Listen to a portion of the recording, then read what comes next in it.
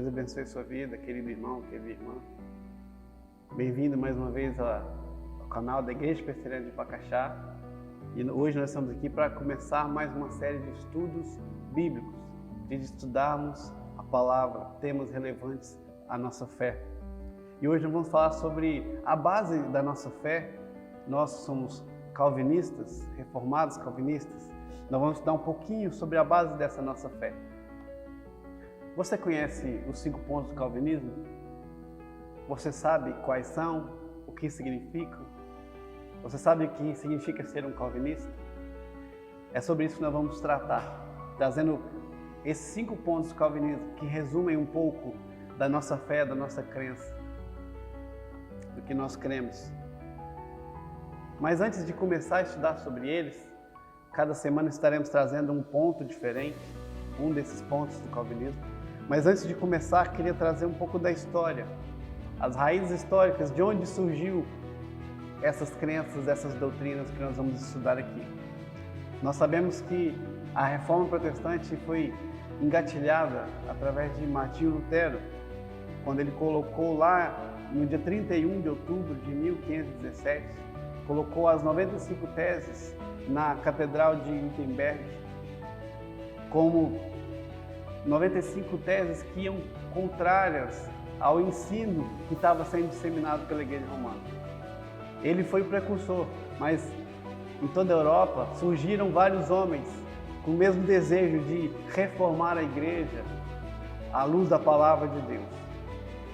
E um dos grandes nomes da Reforma, alguns anos depois de Lutero, foi João Calvino, que marcou a história, a Reforma Protestante, principalmente em Genebra, onde foi seu campo maior de atuação, na Suíça. E ele era um pastor, um teólogo, um professor, e ele agiu reformando não só a igreja, mas toda uma sociedade. Ele agiu na política, na educação, em vários âmbitos da sociedade, e influenciou e influencia até hoje, através de seus livros, seus escritos, e principalmente das suas obras mais famosas, que são as Institutas da religião cristã. Ele morreu em 1564 e deixou como seu sucessor um de seus alunos, chamado Teodoro de Beza, deixando ele na Universidade de Genebra como seu sucessor, universidade onde Calvino iniciou naquela cidade. E agora eu vou trazer uma peça importante para o nosso ensino, que é um dos alunos de Teodoro de Beza lá em Genebra, chamado Jacó Armínio, que é um pastor e professor holandês. Ele, como aluno, de Beza, calvinista, ele foi escolhido para defender, para debater sobre o calvinismo, diante de algumas outras pessoas, outros teólogos que tinham ideias contrárias. Então ele foi chamado a refutar essas ideias, defendendo o calvinismo. Porém, em um desses debates, ele estava estudando os escritos do seu oponente e acabou, em vez de refutando, dando razão a ele. E daí, Armínio saiu da Universidade de Genebra, foi para outro lugar, um lugar chamado Leiden, na universidade, onde ele começou a ensinar lá. Ensinando doutrinas contrárias ao que ele havia aprendido no calvinismo, mas da sua própria interpretação. E ele conseguiu muitas pessoas, muitos adeptos, que creram e seguiram as suas ideias, os seus ensinos. E após a sua morte, muitos de seus alunos sucessores continuaram a ensinar as suas ideias, defender os seus ensinos.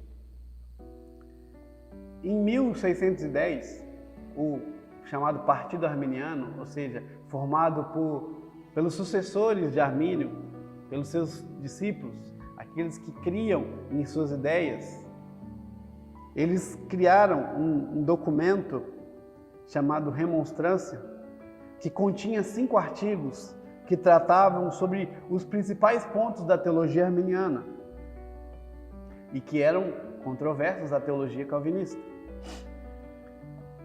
E isso começou a se espalhar pela Holanda. principalmente, e também pela Europa. Incomodados com essa situação, com o quanto essa teologia arminiana estava sendo espalhada pela Europa, as lideranças reformadas, calvinistas da Holanda, resolveram convocar um sínodo, fazer uma reunião com todas as lideranças, não só da Holanda, mas da Europa, para achar meios de impedir que as ideias arminianas, a teologia arminiana, continuasse se espalhando pela Europa. Então, nesse sínodo, realizado na cidade de Dort, na Holanda, eles se reuniram e pensaram em ideias para impedir a disseminação da teologia arminiana. E também escreveram um documento como uma resposta àquele documento que os arminianos haviam escrito, que eram 5 pontos da teologia arminiana.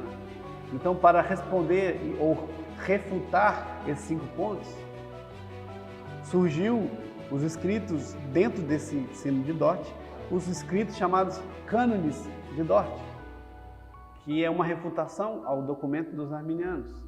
Então, são 5 pontos que se contrapõem aos 5 pontos dos arminianos. Daí surgiu os 5 pontos do calvinismo.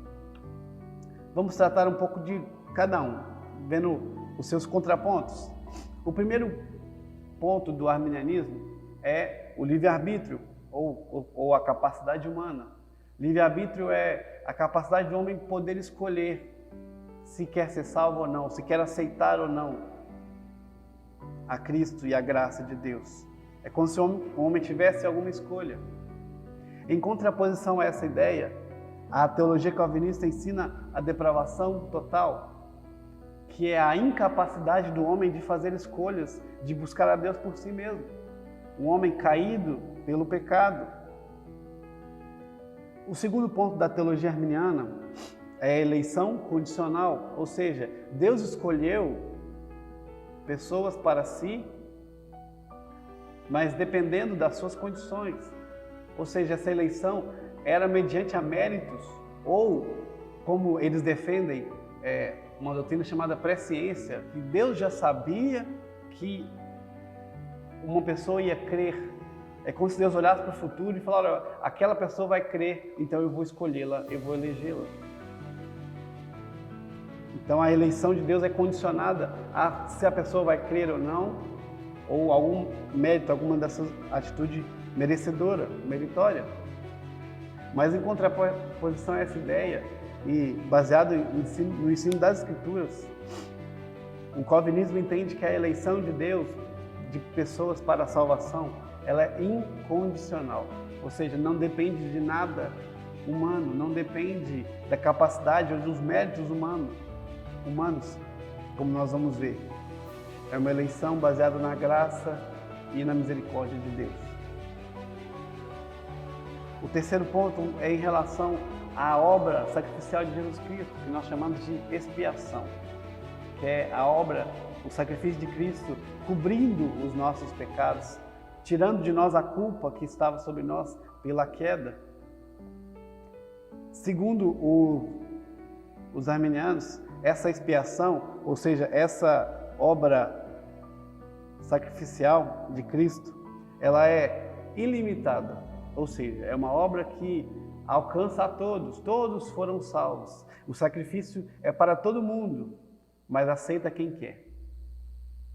Mas nós sabemos que essa expiação não foi para todos, mas foi manifesta e aplicada na vida daqueles que Deus já havia escolhido para si, predestinado para si, como nós vamos ainda estudar.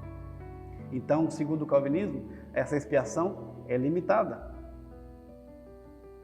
Quarto ponto diz respeito à graça, a graça salvadora de Deus na pessoa de Jesus Cristo. Para os arminianos, essa graça é irresistível. Uma pessoa pode querer ou não ser alcançada pela graça, ser salva. Mais uma vez, em xeque aí a ideia deles de livre-arbítrio. Eu posso escolher ou não ser salvo. Então eu posso resistir a essa graça. Mas de acordo com o ensino calvinista, baseado na Escritura, a graça de Deus, quando alcança a vida do homem, ela não pode ser resistida. Ela atrai o homem a tal ponto dele não poder rejeitá-la. E o quinto ponto diz respeito à certeza, à firmeza da salvação. Para os arminianos, existe a possibilidade de alguém ser salvo, mas perder a sua salvação por algum ato, alguma falha, algum pecado. Ele pode, mesmo sendo salvo, pode perder sua salvação.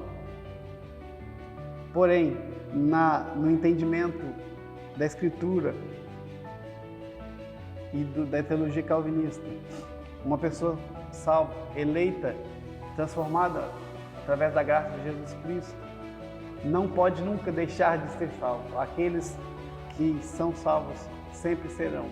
Podem cair em pecados, sim, mas neles há a presença do Espírito Santo que os convence do pecado, da justiça, do juízo, que os leva ao arrependimento e uma firmeza na fé.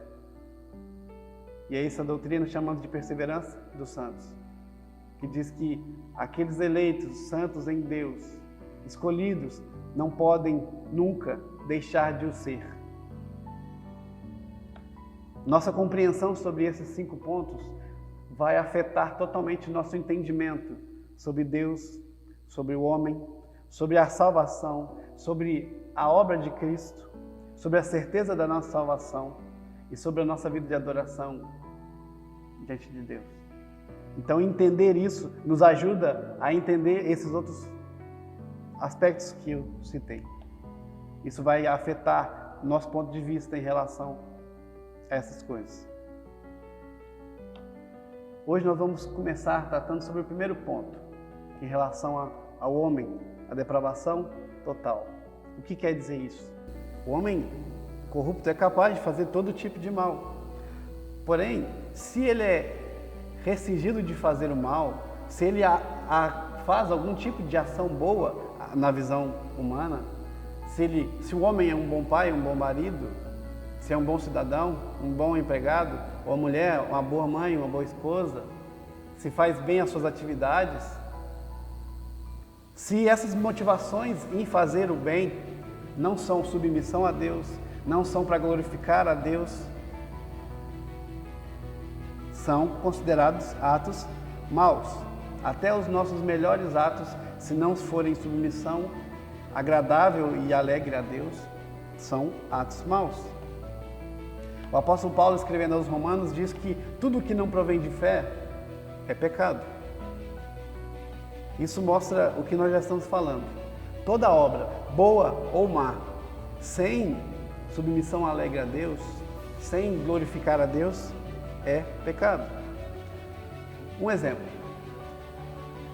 Se um filho obedece os seus pais, cumprindo alguma atividade, seja lavando a louça, arrumando a casa ou lavando o carro, se ele o faz não para agradar e por obediência e amor aos seus pais, mas ele o faz para poder obter um benefício, é considerado uma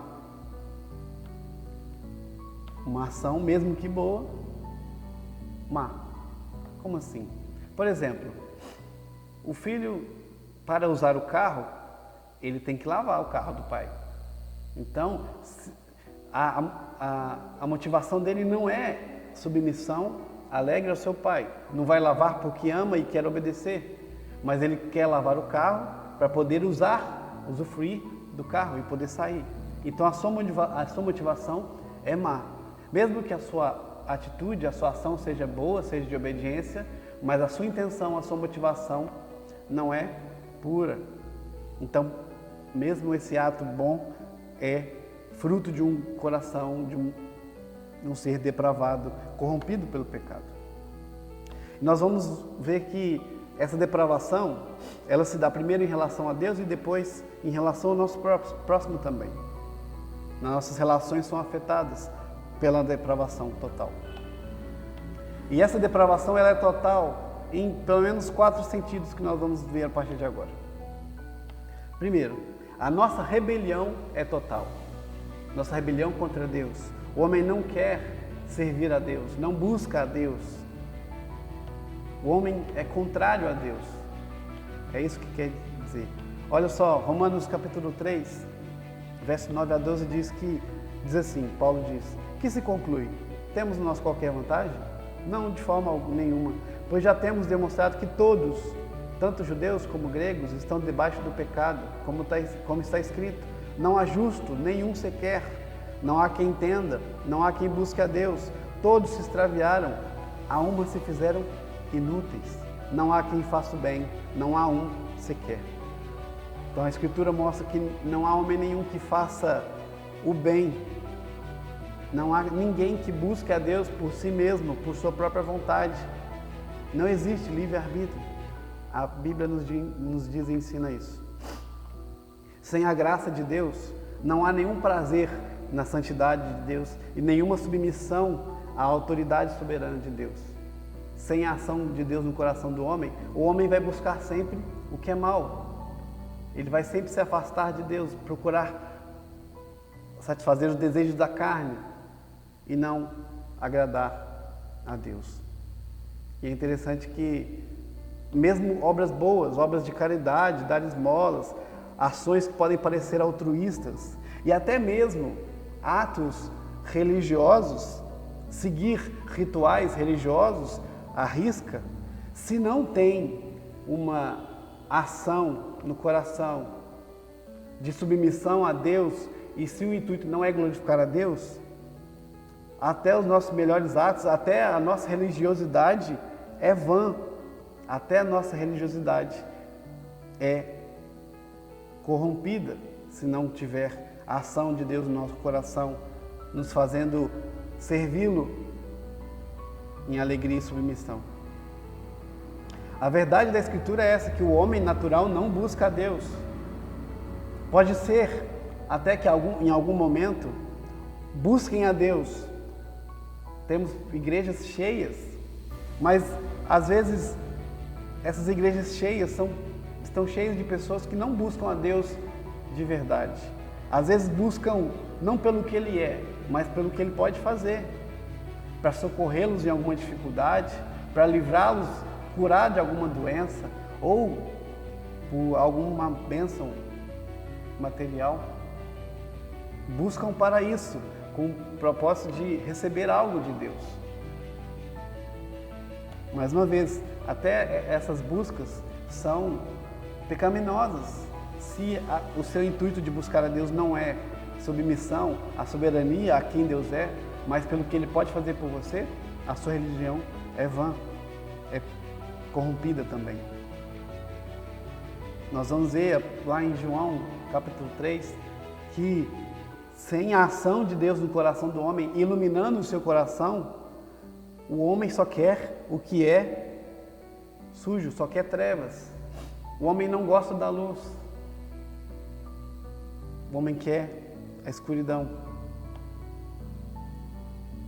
Isso mostra que o homem sem Deus, ele não gosta da luz, porque a luz manifesta seus pecados. E se, como o texto nos diz, João 3, 20 e 21, sem a obra de Cristo manifesta em nós, sem Deus agir no nosso coração, nós nunca nos achegaríamos a Ele, pois Ele é luz e nós odiamos a luz. Então, se não houver uma ação de Deus no nosso coração, nos transformando, abrindo nossos olhos, mudando a disposição do nosso coração, não tem como a gente buscar ou querer agradar a Deus, porque nós, por nós mesmos, pela nossa natureza, somos rebeldes contra o Senhor. Queremos só o mal e o pecado. Em segundo lugar, diante da rebelião total do homem contra Deus, tudo que o homem faz é pecado. Se o homem está em rebelião total, todas as suas obras são fruto de rebelião e não podem ser consideradas honra a Deus se são fruto de rebelião. Como nós já falamos, e o apóstolo Paulo escreve, tudo que não vem de fé é pecado. Mas é certo que muitos dos atos que são de um coração incrédulo podem ser conforme a vontade de Deus, podem ser bons. Por exemplo, alguém que não é crente, mas obedece à lei civil, é uma pessoa que não mata, não mente, não adultera, isso está em conformidade com a vontade de Deus, com a lei de Deus, sim.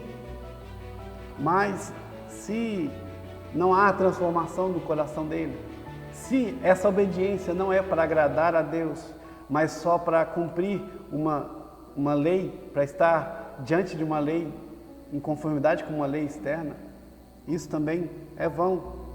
Se não se conforma com a perfeita vontade de Deus, por submissão total, mas por mera conformidade exterior, até essa obediência, até essa conformidade com a lei de Deus é vã e é pecado. Como nós citamos, o homem é capaz sim de fazer ações boas, como obedecer à lei, como ser um bom cidadão. E isso só é possível porque nós trazemos na nossa vida, mesmo que corrompidos pelo pecado, trazemos em nós alguns traços de imagem e semelhança do nosso Criador. Essa imagem foi corrompida e deturpada? Sim, mas ainda há resquícios dela, graças à misericórdia, à graça divina e à bondade de Deus, que nos capacita até os incrédulos a fazer atos bons, em conformidade com a vontade dele. Só assim é possível. Mas se não há uma ação no coração que muda a disposição, muda a vontade e transforma a nossa vontade em submissa e alegre a Deus, como já foi dito, até os atos bons e em conformidade com a vontade e com a lei externa são atos pecaminosos. Paulo diz lá em Coríntios, primeira carta aos Coríntios, capítulo 13, que todas as coisas devem ser feitas em amor. E sem amor nada vale.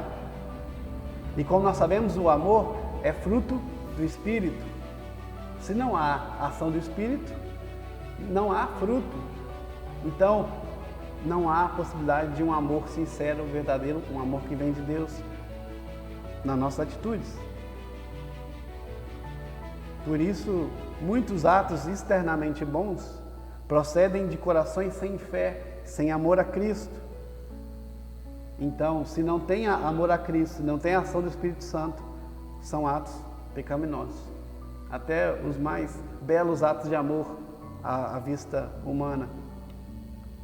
Quando Paulo escreve aos Efésios, para tratar do plano salvífico em Cristo, ele fala que tanto judeus como gentios, homens e mulheres, servos dos senhores, ou seja, pessoas de todas as classes sociais e raças, todos estavam mortos em seus delitos e pecados, sem exceção, todos.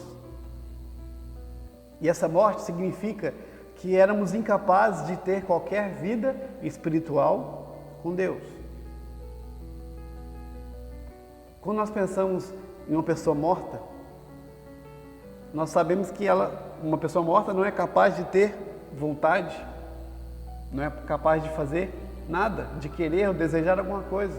E essa é a nossa realidade sem Cristo. Incapazes de desejar alguma coisa, incapazes de ter uma vida espiritual. Um morto não pode gerar vida em si mesmo. Não pode lhe dar a vida, porque ele já está morto. E é disso que o texto fala. Nós estávamos mortos em nossos delitos e pecados. Então o morto não tem vontade, não tem como alguém que está morto espiritualmente querer buscar qualquer tipo de vida, de relação espiritual com Deus. Então o homem não deseja a Deus. Nós somos totalmente incapazes de servir e agradar a Deus. Paulo ainda fala aos Efésios, lá no capítulo 4, que os incrédulos, ou seja, aqueles que não têm ação salvífica, a fé no seu coração, a fé que é colocada por Deus, eles são alheios à vida de Deus, ou seja, eles são separados da vida de Deus, estão longe da vida que há em Deus. Então o homem é totalmente incapaz de buscar a Deus por si mesmo. E por fim, a nossa rebelião contra Deus é totalmente merecedora de punição eterna. Ainda no texto de Efésios 2, Paulo escreve lá no verso 3 que enquanto mortos em nossos delitos e pecados, guiados segundo a carne, segundo o diabo, de acordo com os valores do mundo, nós éramos considerados filhos da ira. Isso significa que estávamos debaixo da ira de Deus por causa da nossa rebelião. Nós éramos merecedores da ira por estar em não conformidade com a vontade de Deus, por estarmos rebeldes à vontade de Deus. Então, a realidade do inferno é uma acusação clara de Deus sobre a infinitude da nossa culpa. Se a nossa corrupção, o nosso pecado não merecesse punição eterna, Deus seria talvez injusto em nos ameaçar dessa forma, com uma punição tão severa. Mas nós merecíamos sim esse castigo. Quando Adão e Eva caíram, quando instruídos, na verdade, por Deus, quando Deus os coloca no jardim e lhe dá ordens, olha, você pode comer disso tudo, mas daquela árvore você não pode comer. Deus continua dizendo, se um dia você comer daquela árvore, certamente morrerás. Já era um castigo já dito. Antes deles praticarem o mal, eles já sabiam. Deus já havia avisado qual era o destino, qual era o castigo para a desobediência. Então, Deus condenar pessoas ao inferno, à morte eterna, é só justiça, é fidelidade à sua própria palavra. Ele já tinha dito, certamente morrerás. Então Deus é justo em condenar pessoas ao inferno pelos seus pecados, pelos seus erros. É justo Ele dar paga aquilo que Ele prometeu, é Ele cumprir aquilo que Ele já disse para aqueles que estão em pecado. Então o homem é totalmente merecedor do inferno e do castigo, porque ele é rebelde contra Deus. E Deus já havia dito que a rebeldia, a desobediência é passível de morte eterna. Então, para concluir, em resumo ao que nós já tratamos sobre esse primeiro ponto, a depravação total significa que a nossa rebelião contra Deus é total, que tudo que fazemos dentro dessa rebelião é pecaminoso, que a nossa incapacidade de submeter a Deus, ou reformar a nós mesmos, ou transformar a nós mesmos, a nossa incapacidade é total.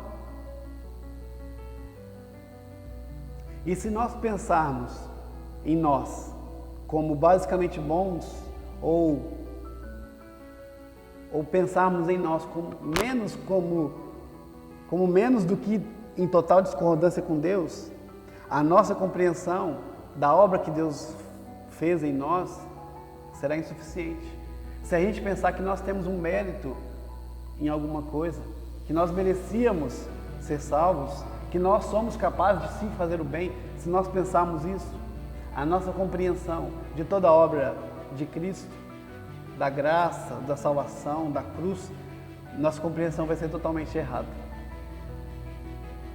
Mas se a gente nos humilhar diante dessa verdade, da nossa depravação total, de que nós não temos condição nenhuma de fazer algo que agrade a Deus, se nós pensarmos nessa nossa incapacidade e que tudo que nós somos e temos hoje em Cristo foi nos dado por graça e por misericórdia, nosso entendimento das demais doutrinas relativas à salvação, das quais vamos tratar, nosso entendimento vai ser melhor. Quando a gente pensar em quão humilhados somos, em quão depravados e corruptos somos imerecedores de qualquer coisa. Quando olhamos para as doutrinas da graça, da salvação, pensando que nós não merecemos nada, nós olhamos para essas doutrinas com mais gratidão e alegria e submissão no nosso coração.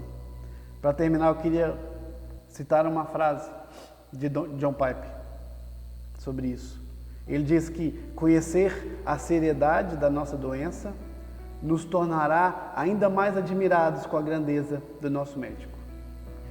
A partir do próximo vídeo, nós vamos estudar as doutrinas relativas à graça, à salvação em Deus, à eleição, a obra de Cristo, tudo que Deus fez por nós, para a nossa salvação.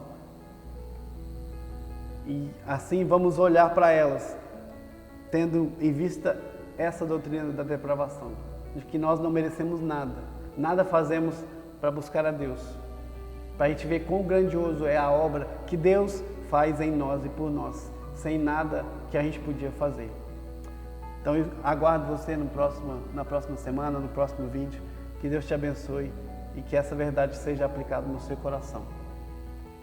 Deus te abençoe. Ótima semana em nome de Jesus.